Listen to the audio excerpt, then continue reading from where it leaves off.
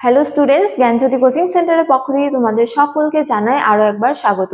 তো স্টুডেন্টস, আজকের ক্লাসে আমরা যে বিষয় নিয়ে আলোচনা করব তা হলো মহাকাব্যের ঐতিহাসিক গুরুত্ব নিয়ে, অর্থাৎ মহাকাব্যগুলি আমাদের কিভাবে ইতিহাস রচনা করতে সাহায্য করে। প্রাচীন যুগের ইতিহাস রচনা করতে মহাকাব্যের যে গুরুত্ব তা নিয়ে আজকের ক্লাসে আমরা আলোচনা করব।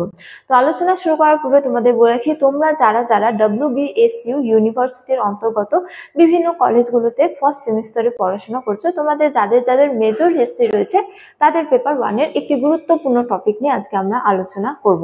তো চলো দেরি না করে আমরা আজকের আলোচনা শুরু করি। তো দেখো, মহাকাব্য, তো আমরা সকলেই জানি যে আমাদের কটি মহাকাব্য রয়েছে? দুটি। প্রথম রামায়ণ এবং দ্বিতীয়তম কি?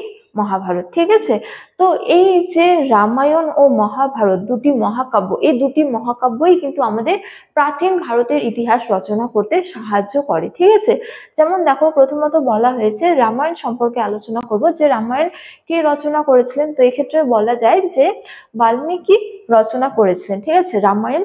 তো বাল্মীকি রচিত রামায়ণে 24,000 শ্লোক রয়েছে। ঠিক আছে, কটি শ্লোক রয়েছে? 24,000 শ্লোক রয়েছে।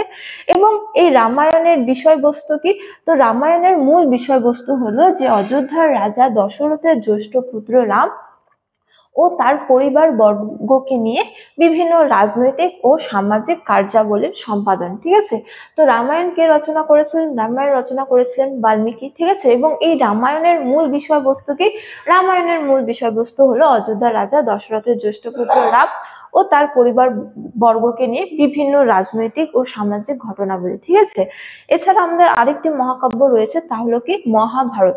তো মহাভারত কে রচনা করেছিলেন? তো মহাভারত রচনা করেছিলেন মহর্ষি কৃষ্ণ দ্বৈপায়ন বেদব্যাস। ঠিক আছে, তো মহাভারতে কটি শ্লোক রয়েছে? তো এক্ষেত্রে বলা যায় যে বেদব্যাস রচিত মহাভারতে 1,00,000 শ্লোক রয়েছে। ঠিক আছে, এবং এই মহাভারতের বিষয়বস্তু, কিন্তু মহাভারতের মূল বিষয়বস্তু হলো গঙ্গা যমুনার দোয়াব অঞ্চলে ভৌমিক অধিকার প্রতিষ্ঠার প্রশ্নে এখানে কুরু হবে। ঠিক আছে, কুরু ও পাণ্ডবদের মধ্যে প্রতিদ্বন্দ্বিতা বা কুরুক্ষেত্রের যুদ্ধ। ঠিক আছে, তো বেদব্যাস রচিত মহাভারতে যে 1,00,000টি শ্লোক রয়েছে, এই মহাভারতের মূল বিষয়বস্তু কি?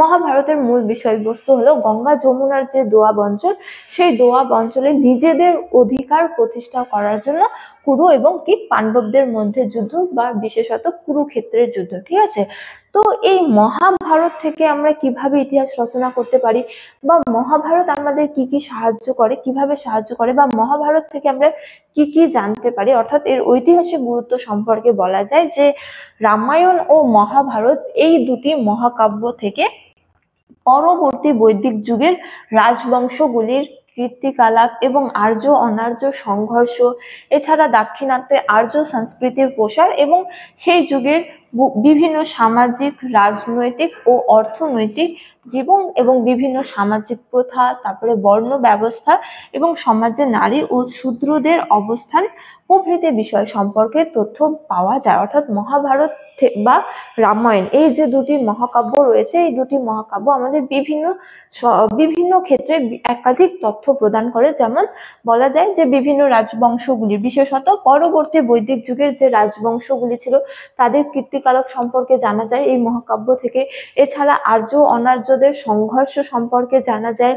এছাড়া বলা যায় যে দাক্ষিণাত্যে আর্য সংস্কৃতির প্রসার কিভাবে ঘটেছিল সেই সম্পর্কেও জানা যায়, এবং সেই সময়কালের বিভিন্ন সামাজিক, রাজনৈতিক, অর্থনৈতিক এবং ধর্মীয় জীবনযাপন সম্পর্কে তো জানা যায়। তার পাশাপাশি আবার তৎকালীন সময়ে যে একাধিক সামাজিক প্রথা ছিল তা জানা যায়, এবং কি বর্ণ ব্যবস্থা কেমন ছিল তা জানা যায়। এছাড়া নারী ও শূদ্রদের অবস্থান কেমন ছিল তা সম্পর্কেও কিন্তু জানা যায়।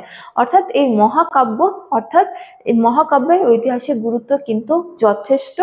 এছাড়া বলা যায় যে এই মহাকাব্য আমাদের প্রাচীন ভারতের ইতিহাস রচনা করতে যথেষ্ট সাহায্য করে, বা প্রাচীন ভারতের ইতিহাস রচনায় মহাকাব্যগুলির গুরুত্ব কিন্তু অপরিসীম। ঠিক আছে, তো বলা যায় এই যে মহাকাব্য, এই মহাকাব্য সাহিত্যিক উপাদানের মধ্যে, যে সাহিত্যিক উপাদান দুভাগে ভাগ করা হয়েছিল, দেশীয় সাহিত্য এবং কি বিদেশি সাহিত্য, সেই সাহিত্যিক উপাদানের মধ্যে দেশীয় সাহিত্যের মধ্যে মহাকাব্যের গুরুত্ব কিন্তু অপরিসীম। ঠিক আছে, তো স্টুডেন্টস, এই ছিল আজকে আমার আলোচনার বিষয়। তো ক্লাসটি শেষ করার পূর্বে তোমাদের একটা ছোট্ট ইনফরমেশন দিয়ে রাখি যে তোমরা যারা যারা ভাবছো তোমরা এই সেমিস্টারে আমাদের সাথে অনলাইনে যুক্ত হবে, তোমরা এই দুটো নম্বরের মধ্যে যে কোনো একটিতে যোগাযোগ করে আমাদের সাথে যুক্ত হতে পারো। এছাড়া তোমাদের কোর্স ফিটা বলে রাখি যে তোমাদের যাদের যাদের মেজর কোর্স রয়েছে তোমাদের জন্য যে কোর্স ফিটা রাখা হয়েছে সেটা রাখা হয়েছে কেবলমাত্র 1199 টাকা। এছাড়া তোমাদের যাদের যাদের মাইনর সাবজেক্টস রয়েছে তোমাদের জন্য যে কোর্স ফিটা রাখা হয়েছে সেটা রাখা হয়েছে কেবলমাত্র 699 রুপিস। তো এই টাকার বিনিময়ে তোমরা আমাদের কাছ থেকে পেয়ে যাচ্ছ লাইভ ক্লাসেস, এছাড়া রেকর্ডেড ক্লাস এবং কি হাই কোয়ালিটি নোটস, এছাড়া কি 100% কমন সাজেশন। তো স্টুডেন্টস, এই ছিল আজকের আলোচনার বিষয়। তোমাদের সাথে দেখা হবে পরবর্তী ক্লাসে। ততক্ষণ তোমরা সকলেই ভালো থাকো, সুস্থ থাকো। Thank you.